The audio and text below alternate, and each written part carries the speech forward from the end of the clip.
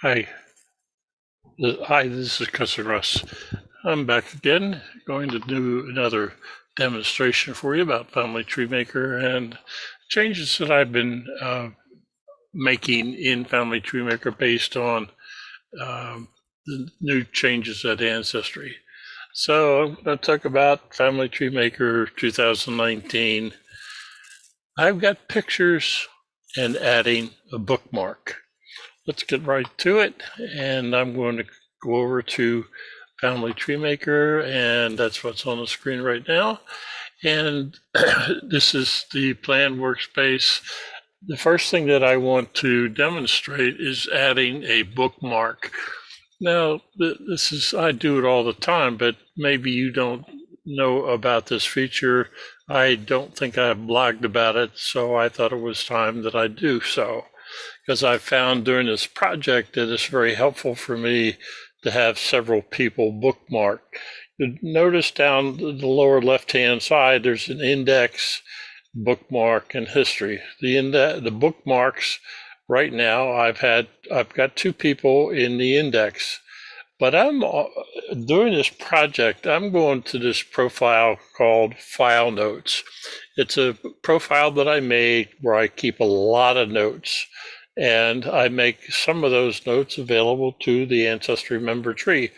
So what I'm going to do is right-click on File Notes, Add to Bookmark. You'll notice in the left-hand column, there's a bookmark, and if I go down here to Bookmarks, that profile has also been added there. So that is bookmarks. Now, what I really want to do is try to communicate to someone just finding my Ancestry member tree that I in fact have a photograph of the person. So here's the home person, and within Family Tree Maker, I see a nice image. I see an image here, I see a bunch of images, and I see them. And if I go to the profile, I will see it in the person view. I will see that profile over here in the right-hand corner, as you can see. But let me show you what the Ancestry member tree looks like and see why that may not be helpful. So here's the same Ancestry member tree, and there's no profiles here because I made them all private. Now, I did show you this one where this is my end of line person. And I also have a photograph here that I have just added. And if I look at the profile, the picture will say I've got a photograph. So that is one way that I'm going to communicate when you hit the Ancestry member tree that I have a photograph of the person, and there is an image, a fact that's public so it can be seen. If I click at it, you'll see that's the media file that you see on the Ancestry member tree. I'm going back to the tree view and hit the home person again because I want to get back to Anna Cheney. So, but there's no indication here for this profile that I have a media file. Now this one was fine because he's end of line. I already tell you he's my end of line. That doesn't mean I don't have a picture of it, but that's a visual that this is the end of line. But I am guessing, and we're going to check that out, that I do not have any other pictures of Jane in my database. So I'm going to minimize that. And if I go to Anna, I'll go down to media, there's that picture. Now, here it's cropped. That's a different blog post that I'll have to talk about some point in time. But what I did was took this picture that's got 4 people, and 4 people are going to have their portion of this image in the upper right-hand corner. But what I want to do now is to communicate to someone in the ancestry member tree that I may have more photos. In this case, I only have one. But what I need to do, before I do that, I have been thinking, what do I need to see in Family Tree Maker versus what I want you to see in the ancestry member tree? Because I've taken all of the pictures off the ancestry member tree, I want to communicate in some fashion how to let you know that I have a photograph. So I'm going to remove that profile picture. I already got it down here, but I've removed it from her profile picture.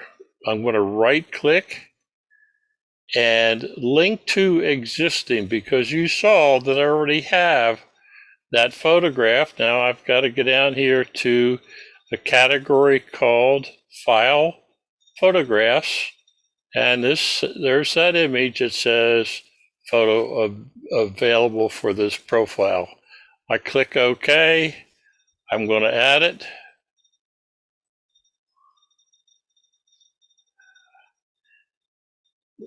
Sorry about it being slow at the moment. There we go.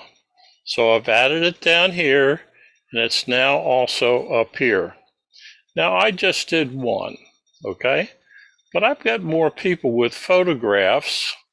And one thing that I did about Anna, and I showed you in the ancestry member tree, that I created a fact called photo. It is public, it's not private.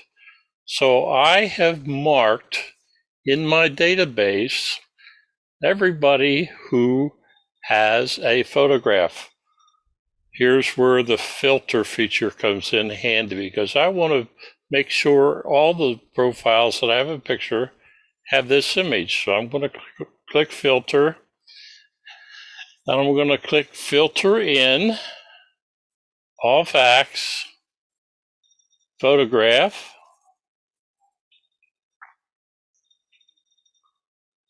photo, any data exists.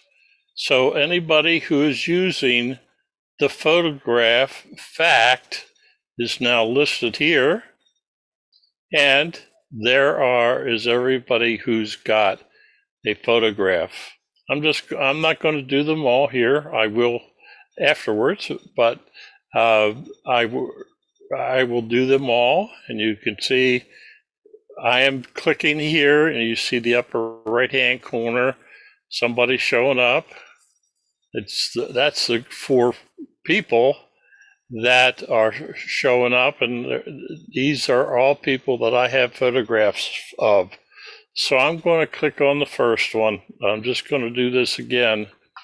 So I've got this, I've got a photograph, and I'm going to remove that profile picture, and I'm right clicking and link to the file photos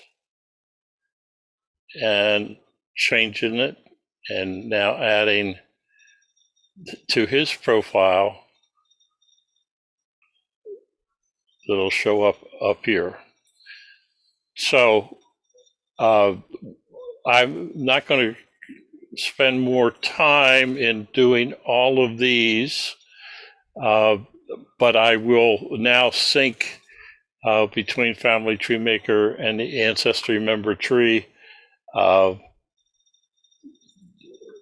that what I just accomplished here is now on the ancestry member tree.